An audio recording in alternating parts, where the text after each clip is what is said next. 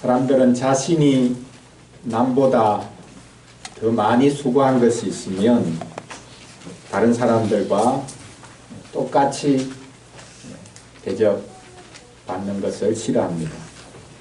내가 한 것이 많으니 내가 한 것만큼 대우를 받고 보상을 받아야 한다고 생각합니다. 자신보다 못한 사람들과 같은 취급을 받으면 자존심 상해합니다. 내가 어떻게 저런 사람들하고 똑같은 대우를 받아야 하냐, 이렇게 붕괴합니다. 오늘 우리가 읽었던 마태복음 20장 말씀에 보면 바로 이런 사람의 모습을 소개하고 있습니다. 자기가 한 것이 많으니 자기가 한 것만큼 보상을 해달라고 요구하고 있는 사람의 모습을 볼 수 있습니다. 오늘 말씀을 가지고 하나님은 우리가 한 것과 상관없이 항상 넘치는 은혜를 베푸신다라는 주제로 말씀을 전하려고 합니다.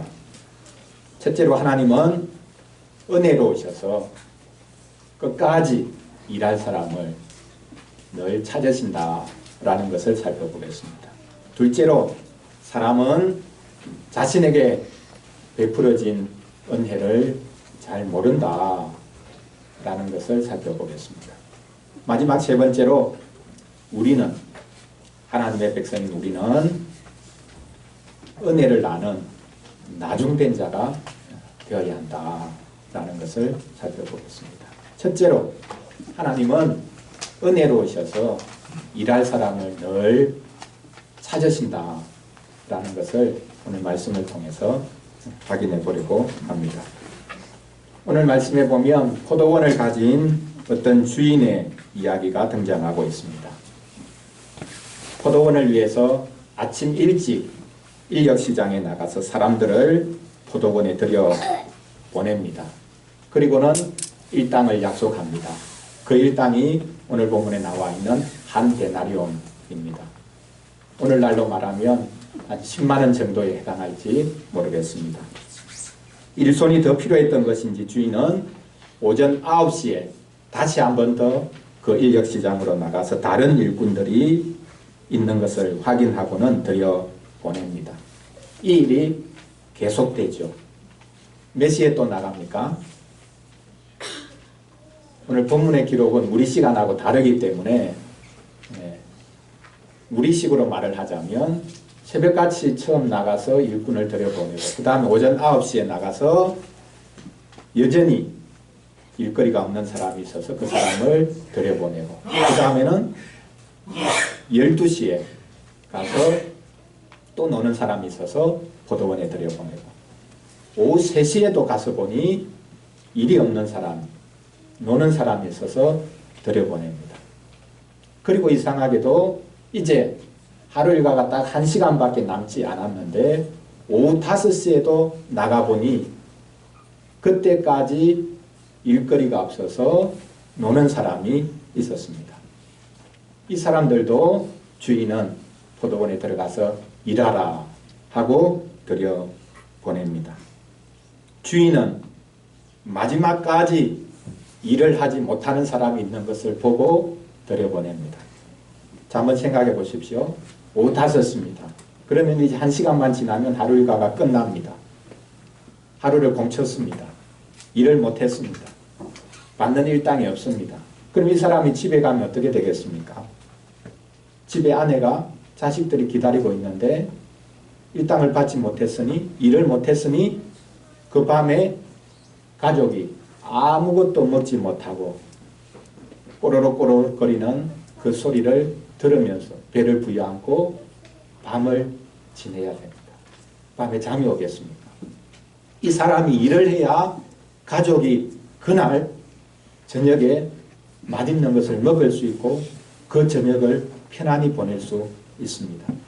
그래서 주인은 1시간밖에 남지 않았지만 효율성도 떨어지겠죠. 마지막 1시간 일한다고 뭐가 일이 되겠습니까? 그런데도 일을 못하는 사람, 놀고 있는 사람이 있어서 이 사람을 자기 포도원에 들여보냅니다. 주인의 마음이 얼마나 넓은가 라는 것을 잘 보여줍니다. 네, 사실 이것이 하나님의 마음입니다. 하늘 아버지께서는 마지막 시간까지 사람을 불러서 자기 포도원에 일하도록 부르십니다. 구약 성경에 보면 이 포도원이 바로 자기 백성인 이스라엘을 가리키고 있었던 것을 볼 수 있습니다. 이제 일과가 끝났습니다. 주인이 마지막 1시간 일한 사람부터 불러서 품삯을 지불합니다. 1시간밖에 일하지 않았는데 하루 일당인 한 데나리온을 받습니다. 아마 1시간밖에 일하지 않은 이 사람이 깜짝 놀랐을 것입니다. 아니 나는 1시간밖에 일하지 않았는데 하루 일당을 받다니 야 횡재다. 아마 이렇게 생각했을 것입니다. 그런데 이것을 지켜보고 있는 눈이 많습니다. 하루 종일 일한 사람도 있고 시간별로 들어와서 일한 사람들이 있습니다. 1시간밖에 일하지 않았지만 한 데나리온을 받는 것을 보고 모든 눈들이 그것을 지켜보면서 속으로 생각을 했겠죠. 자, 가장 먼저 와서 일한 사람은 어떤 생각을 했겠습니까? 오늘 본문에 분명히 언급되어 있죠. 아, 1시간밖에 일하지 않았는데 하루 일당을 받았으니까 나는 저 사람보다 최소 10배 이상을 일을 했으니까 훨씬 많이 받겠지. 이런 생각을 한 겁니다. 그런데 어떻게 됐습니까? 하루 종일 일한 사람도 한 데나리온을 받습니다. 이것이 바로 오늘 본문에서 말씀하고 있는 가장 중요한 내용입니다. 주인은 약속한 대로 했습니다. 그러나 다른 한편으로 주인은 약속보다 훨씬 더 풍성한 것을 제공하기를 원하는 마음을 가지고 있었습니다. 늦은 시간까지 일하지 못하는 사람을 불러서 포도원에 일하도록 보냈습니다. 늦었다고 생각하는 그 시간에도 주인은 사람을 찾았습니다. 그리고는 그를 일시키고 그에게, 그의 가족에게 필요한 것을 제공했습니다. 하나님께서는 이렇게 끝까지 자기 백성을 찾으시는 분이라 라는 것을 이 비유가 잘 보여줍니다. 이것을 성경에서는 은혜라고 부릅니다. 부르심만 은혜인 것이 아닙니다. 우리를 불러주신 것도 은혜고 우리가 일할 수 있는 것도 은혜입니다. 은혜 아닌 것이 없죠. 은혜로 우리를 부르시고 은혜로 우리를 일하게 하십니다. 자격 없는 자들을 불러서 일하게 하시는 것, 이것이 바로 은혜입니다. 오늘 본문의 비유와 하나도 다르지 않은 비유가 성경 말씀에 또 등장하는데요. 오늘 본문 마태복음 20장 2장 뒤로 가보면 마태복음 22장에 결혼잔치의 비유가 나옵니다. 어떤 왕이 자기 아들의 결혼잔치를 엽니다. 귀인들을 초청했습니다. 초청장을 보냈습니다. 당일이 되어 종들을 보내어서 이미 알고 있는 내용이니까 이미 초청을 했으니까 지금 시간이 다 됐습니다. 결혼식에 오십시오. 초대합니다. 그런데 정작 초대장을 받은 사람들이 이 초대를 거부합니다. 심지어 왕이 보낸 종들을 때리고 심지어 죽이기도 합니다. 왕이 화가 나서 자기 종들을 더 보냅니다. 그리고 가서 사람을 만나는 대로 누구든지 초청해서 이 결혼식 잔치에 오도록 해라 라고 말합니다. 바로 이것입니다. 결혼잔치에, 왕의 결혼잔치에 최종적으로 들어온 사람들은 한 사람도 예외 없이 자격 없는 자들이었습니다. 처음부터 초대받은 사람은 한 사람도 오지 않고 정작 초대받지 못한 사람들이, 자격이 없는 사람들이 다 초청을 받아서 왕의 결혼잔치에 들어오게 된 것입니다.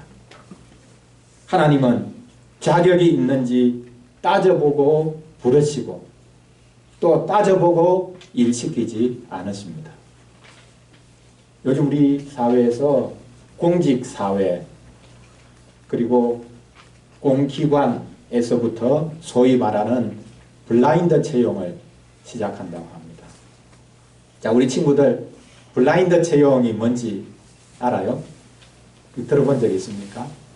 우리 중고등부 친구들 블라인드 채용이 뭘까요? 자, 사람을 채용하는데 블라인드 채용을 한다. 아마 제일 관심이 많은 친구들은 지금 대학 공부하는 친구들일 텐데 졸업하면 이제 직장에 가야 되니까 블라인드 채용이 뭡니까? 뭘까요? 몰라요? 자, 이력서가 있지 않습니까? 이력서를 보고 이제 면접을 하거든. 이력서에 다 적혀 있습니다. 어떤 대학을 나왔는지, 예, 뭐 출신이 어딘지 뭐 다 나와 있습니다. 근데 그걸 딱 보면 어떻게 됩니까? 선입관이 생기거든요. 소위 말하는 명문대학 나온 게 딱 적혀 있으면 이 친구는 잘하겠지. 선입관이 생기니까 예, 채용이 객관성을 지니기가 어렵다는 것이죠. 그래서 대학을 딱 가립니다. 뭐 어떤 대학을 나왔는지 모르는 것이죠. 그러면 예, 이 면접이 객관적으로 이루어질 수 있다. 그래서 블라인드 채용을 이제 시작을 한다고 합니다. 여러분, 이게 맞는 걸까요? 역차별이라고 아마 예, 유명한 대학 나온 친구들은 그렇게 생각을 할 겁니다. 사람을 역차별하는 게 아니냐 오히려 우리 열심히 일했는데 이렇게 생각할 것입니다. 여러분, 블라인드 채용이 사실 너무 늦은 것이죠. 그런데 하나님은 처음부터 블라인드 채용을 하셨습니다. 블라인드 채용의 시작은 하나님입니다. 하나님이 우리의 자격을 보고 우리가 어떤 대학을 나왔는지 보고 어떤 능력이 있는지를 보고 부르시고 하나님 나라에서 일시키시는 것이 아닙니다. 처음부터 하나님은 블라인드 채용을 하셨어요. 우리가 자격이 있어서 하나님의 백성이 되고 자격이 있어서 교회에서 직분자가 되고 자격이 있어서 무슨 일을 하나님께서 맡기신 것이 아닙니다. 자격이 없죠. 어떤 공로도 없습니다.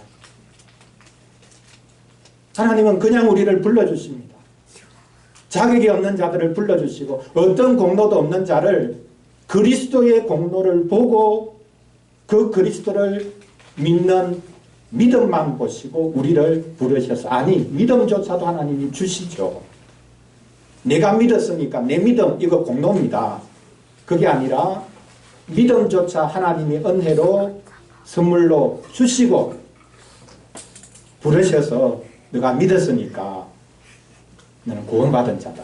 나의 자녀다. 라고 해주십니다. 처음부터 끝까지 하나님이 다 해주시고 우리가 한 것처럼 인정해 주시는 하나님. 바로 그분이 우리가 믿는 하나님이시라 라는 사실입니다. 모든 품꾼들이 1시간 일했음에도 불구하고 한 데나리온을 받은 사람을 주목해서 보면서 깜짝 놀랐을 것입니다.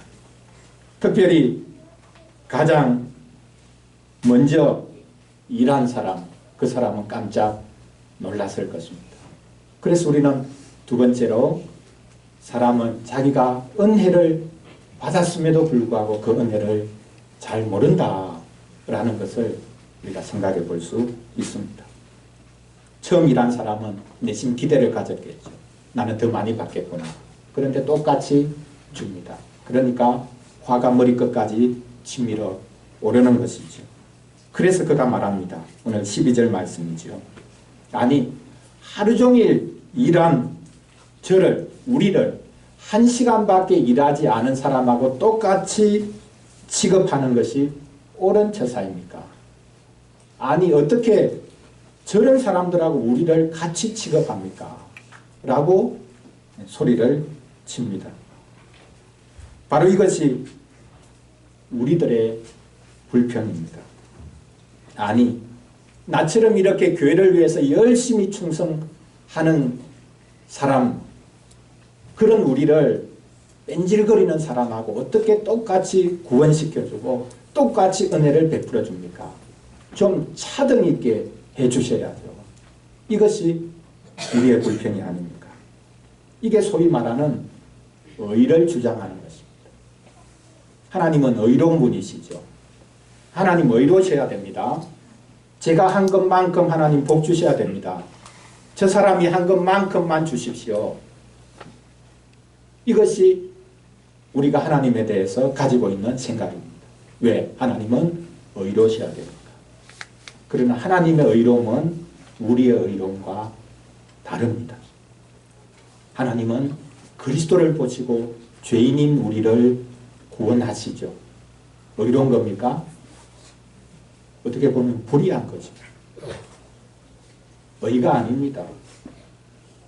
그럼에도 하나님은 그분의 의로 우리를 구원하십니다. 우리를 볼 때 그리스도를 함께 보시기 때문에 우리를 구원하시는 것입니다. 이것이 하나님의 의입니다. 그런데 우리는 착각합니다. 내가 한 것만큼 하나님이 갚아주시는 것이 의로운 것이다. 하나님이 의로우셔야 됩니다. 제가 수고했으니까 제가 수고한 것만큼 주셔야죠. 이렇게 하나님의 의를 오해하고 있는 것을 볼 수 있습니다. 처음부터 일한 사람이 가졌던 불평, 또 그가 요구한 것이 의로운 요구라고, 그래서 주인은 불의하다고 생각했는지 모르겠지만 그는 오해하고 있습니다. 우리는 하나님이 베푸시는 은혜도 상급으로 보상으로 바꾸어 버립니다. 그런데 주인이 뭐라고 말합니까? 친구여, 내가 내게 잘못한 것이 없노라.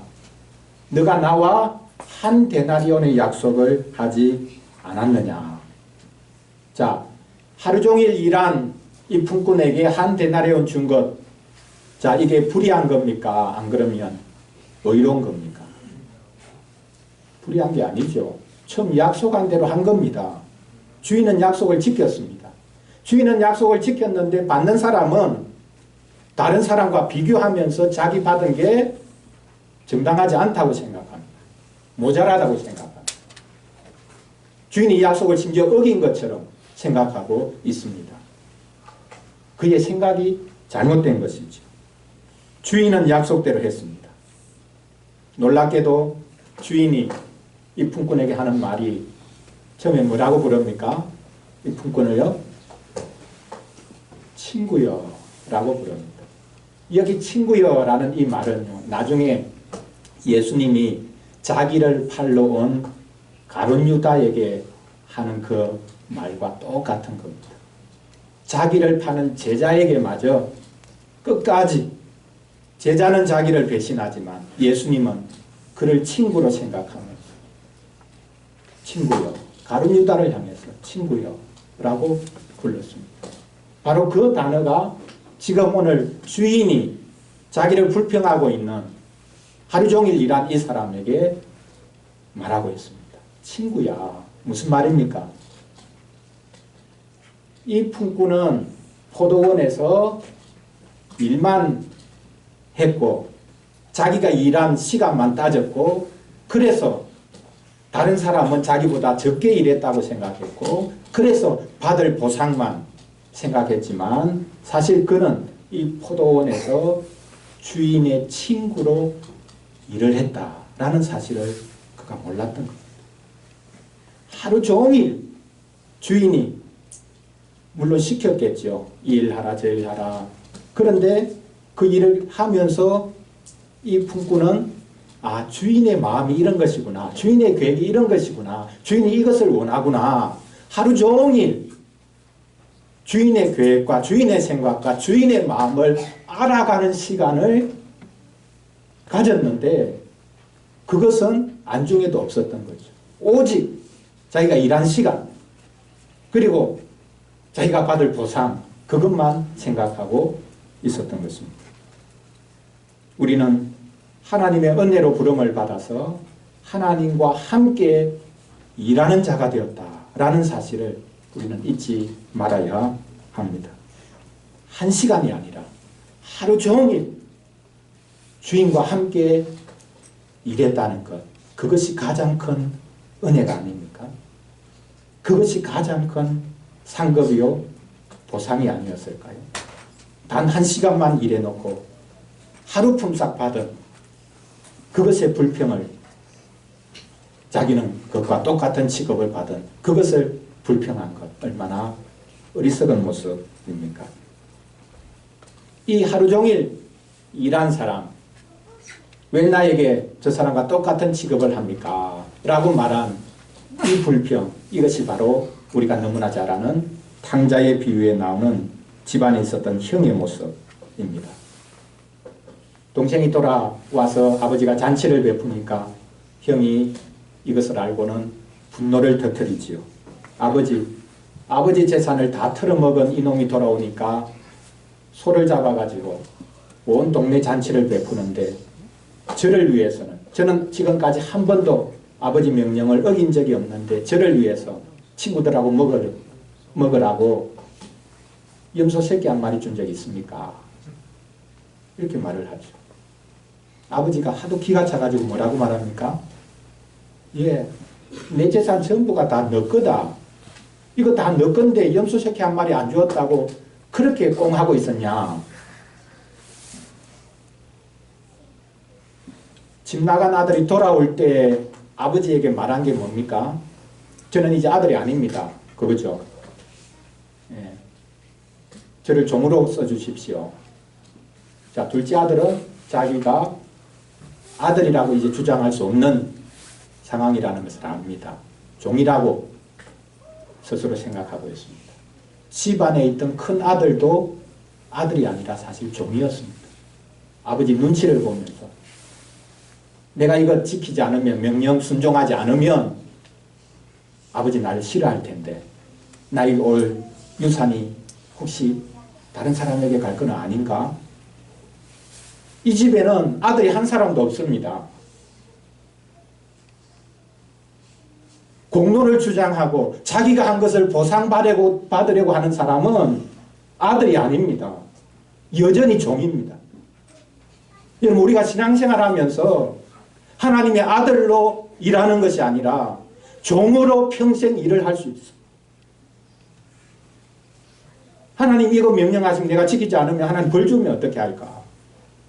이거 해야 하나님이 복 주실 텐데 진짜 복 주실까? 한번 시험해보자. 교회 안에서 생활하면서, 신자로 생활하면서 우리가 하나님의 자녀로 기쁨과 감사로 살아가는 것이 아니라 늘 눈치 보면서 이렇게 하면 하나님이 나에게 조금 더 뭔가를 주시지 않겠나. 하나님께 뭔가를 보상받으려고, 얻어내려고 하는 사람, 아들이 아니죠. 종입니다. 우리가 종으로 신앙생활을 해서는 안 될 것입니다. 하루 종일 일한 사람, 얼마나 많은 시간을 일하고 수고했습니까? 그런데 그는 주인의 마음을 몰랐던 것입니다. 마지막 세 번째로, 우리는 그래서 은혜를 아는 나중된 자가 되어야 합니다. 주인이 불평하는 품꾼을 위해서 말하죠. 나는 너에게 약속 지켰다. 너 것 가지고 가라. 나중 온 이 사람에게 너와 같이 주는 것이 나의 뜻이다. 주인의 뜻이 달랐다는 겁니다. 품꾼의 생각과 주인의 뜻이 달랐던 것입니다. 이 품꾼이 생각하는 의로움이라는 것하고 주인이 생각하는 의로움이라는 것이 근본적으로 달랐던 것입니다. 하루 종일 일한 사람에게 한 데나리온 준 것은 의로운 거죠. 정당한 겁니다. 약속을 지킨 겁니다. 그러나 한 시간밖에 일하지 않은 사람에게 하루 품삯 준 것은 은혜로운 거죠. 그래서 일한 것에 관계없이 그들에게 필요한 것을 준 것, 이것이 주인의 생각이었고 계획이었고 바로 이것이 은혜라는 것입니다. 주인은 시간을 쪼개기로 해서 일시키고 품삯을 나누어 주지 않았습니다.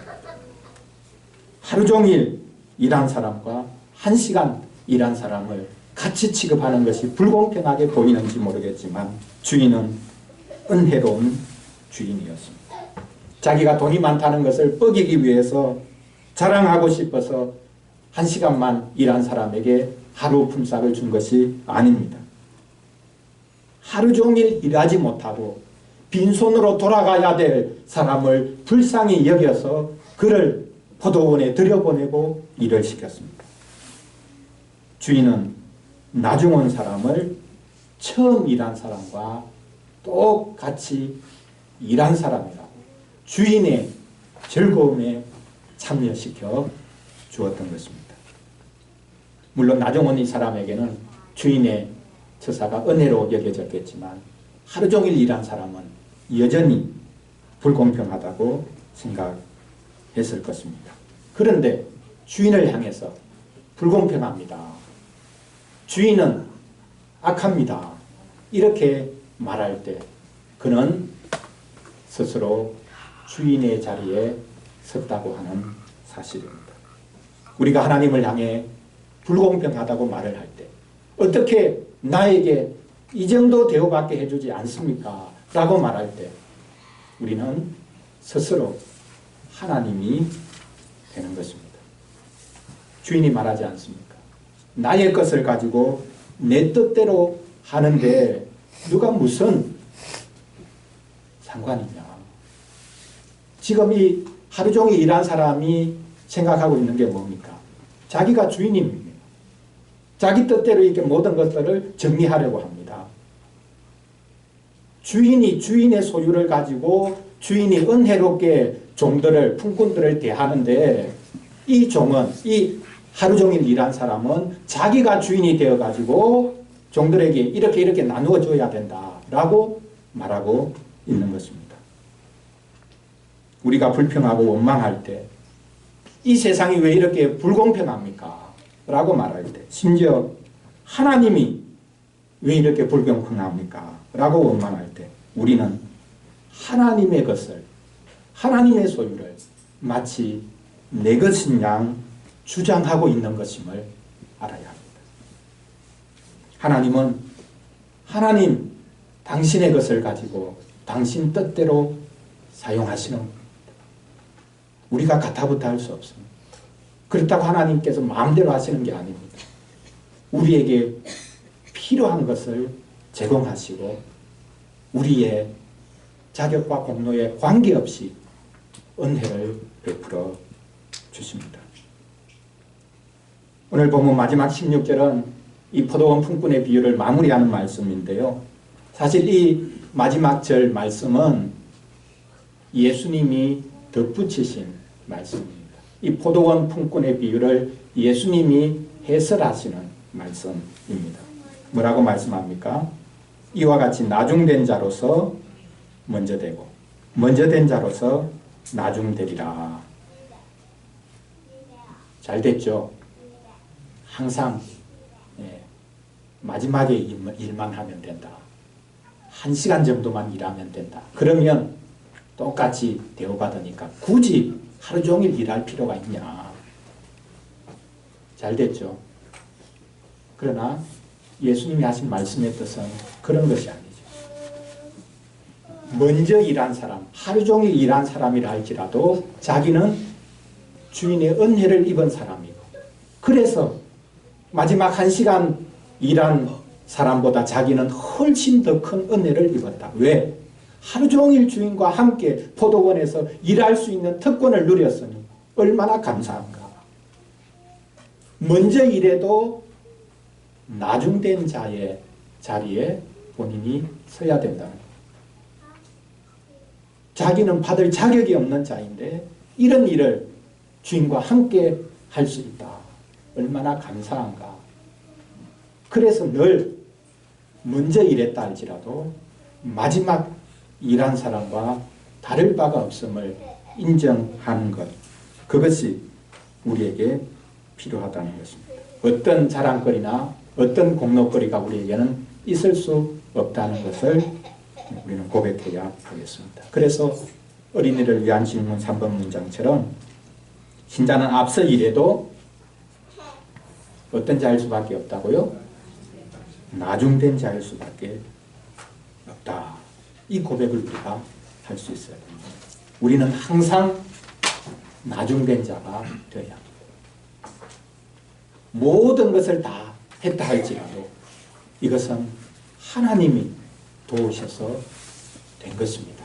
라고 고백할 수 있는 자격 없는 자를 부르셔서 은혜를 베풀어 주시니 감사합니다. 항상 나중된 자의 자리에 서야 된다라는 사실입니다. 예수님이 오늘 보면 바로 다음 장면에서 이것을 또 변주해서 이렇게 말씀합니다. 본장 26절 말씀인데요. 너희 중에 누구든지 크고자 하는 자는 너희를 섬기는 자가 되고 너희 중에 누구든지 어뜸이 되고자 하는 자는 너희의 종이 되어야 하리라. 우리는 항상 섬기는 자가 되어야 된다는 것입니다. 항상 나중된 자가 되어야 한다는 것입니다. 그래야 하나님께서는 먼저 된 자라고 인정해 주신다고 말씀하고 있습니다. 사랑하는 성도 여러분, 오늘 본문에서 두 종류의 사람이 등장하고 있는 것을 볼 수 있습니다. 사실 믿든지 믿지 않든지 이 세상 모든 사람들은 이 두 종류의 사람으로 나뉜다고 할 수 있는데요. 자, 이 세상 사람들이 어떻게 나뉠까요? 요즘에는 경제가 중요한 거니까 가진 자, 가지지 못한 자로 나뉘죠. 부자와 가난한 자로 나뉘죠. 그러나 그것은 진정한 나누임이 아닙니다. 오늘 본문 말씀에 보면 가진 자든지 가지지 않은 자든지 부자든지 부자가 아닌 가난한 자든지 은혜가 무엇인지를 아느냐, 그렇지 않으면 오직 자기 공로를 주장하느냐, 이 두 부류로 이 세상 사람들은, 심지어 믿는 사람들도 나뉜다고 말씀하고 있습니다. 과연 우리는 어디에 속할까요? 진정 은혜가 무엇인지를 우리는 아는 사람들입니다. 그렇지 않으면 우리는 내가 한 것만큼 내가 무언가를 받아내야 된다라고 끝까지 주장하는, 오직 공로를 주장하는 사람입니다. 두 사람의 생활 태도가 다르죠. 은혜가 무엇인지를 아는 사람은 자기가 수고해도 그것이 자기 노력으로만 된 것이 아니라 많은 사람들의 도움으로 되었다는 것을 압니다. 그래서 부동산을 가지고 일확천금을 꿈꾸는 이것이 잘못된 것이다. 또 유익을 얻었다 할지라도 이것은 많은 사람들 때문에, 사람들이 모여 살기 때문에 이 가치가 올랐기 때문에 이것은 사회로 하든지 안 그러면 나누어져야 된다. 그것을 아는 사람. 반대로 오직 공로를 주장하는 사람은 자기가 한 것은 오직 자기 노력, 자기 열심 때문이었으니까, 내가 한 것이니까 이 결과는 오직 내가 누려야 된다 라고 주장하며 살겠죠. 어떤 사람들이 많아지면 좋은 사회일까요? 어떤 믿음을 가진 사람이 많으면 좋은 교회가 될까요? 우리는 우리가 수고하지 않은 것을 사실 지금도 많이 누리고 있다라는 사실을 알아야 합니다. 그럼에도 불구하고 우리는 늘 공로를 주장하죠. 우리는 잊지 말아야 합니다. 우리는 은혜로 부름을 받았고 은혜로 살아가고 있고 은혜로 일하고 있습니다. 올 한 해도 이 하나님이 베풀어 주시는 풍성한 은혜를 누리며 살아가시기를 바랍니다. 자격 없는 자들에게 베풀어 주시는 은혜의 풍성함을 맛보는 복된 한 해가 될 수 있기를 바랍니다. 기도하겠습니다. 하나님 아버지, 우리는 이 세상에서 살아남기 위해 자격을 갖추고 그 갖춘 자격으로 인해 보상받기를 원합니다. 이것처럼 우리는 하나님께도 우리의 자격과 공로를 주장하면서 보상을 요구합니다. 우리가 하나님께 내세울 자격이나 공로가 없고 죄인이라는 것을 고백하는 것이 참된 믿음임을 알 수 있도록 도와주시옵소서.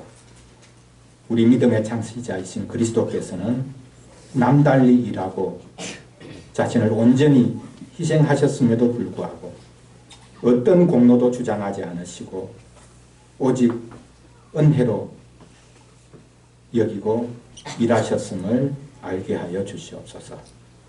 이제부터는 자격 없는 자에게 베푸시는 은혜가 무엇인지를 알고 자신의 나중됨을 인정하고 감사하며 일할 수 있도록 도와주시옵소서.